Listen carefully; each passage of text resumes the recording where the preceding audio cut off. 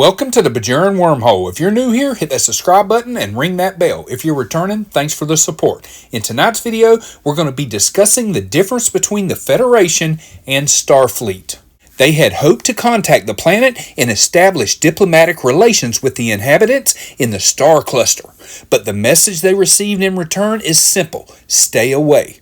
When Kirk gets that reply, he intends to respect their wishes, but no sooner does he order the Enterprise to change course than a man arrives on the bridge and overrides Kirk. This moment must have shocked the first viewers of A Taste of Armageddon from the first season of the original series of Star Trek. After all, who could override the captain on his own ship? The answer is the United Federations of Planets, for whom the man, Ambassador Robert Fox, works. Although A Taste of Armageddon aired in 1967, the distinction between StarFleet and the Federation still confuses viewers today. So what is the difference between the Federation and StarFleet? The simple answer is this: the United Federations of Planets is a galactic government formed by humans, Vulcans, Andorians, and Tellarites by the time of Star Trek The Next Generation. The Federation contained over 150 member worlds. StarFleet is a branch of the Federation devoted to exploration and defense, but the two organizations have a long and fascinating history that reveals a much more complex working relationship. In the earliest episodes of TOS, Kirk identified several different organizations as the source of his authority, including United Earth Space Probe Agency, Space Central, Star Service, and Space Fleet Command. The term Starfleet doesn't show up until Court Martial in Season 1.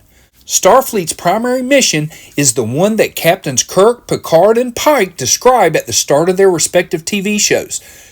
Starfleet searches the galaxy for new forms of life and new civilizations in the name of peace and the gaining of knowledge.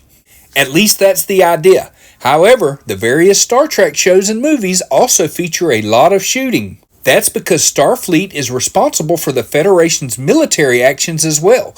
The balance between peaceful exploration and military function has always been blurry in Star Trek history, as demonstrated in the franchise's first two movies.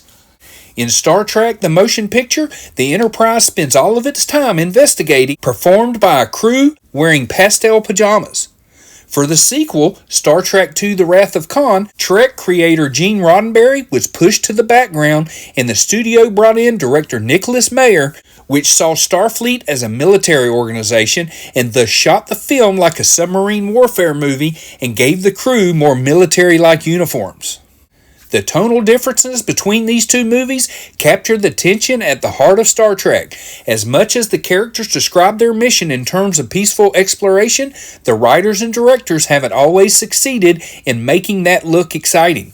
It's much easier to give the characters standard adventures in which they shoot laser guns and do two-handed chops onto the backs of aliens. Hope you enjoyed this video. Let me know what you think in the comment section. Thanks for watching. Hit that subscribe button, and we'll see you next time.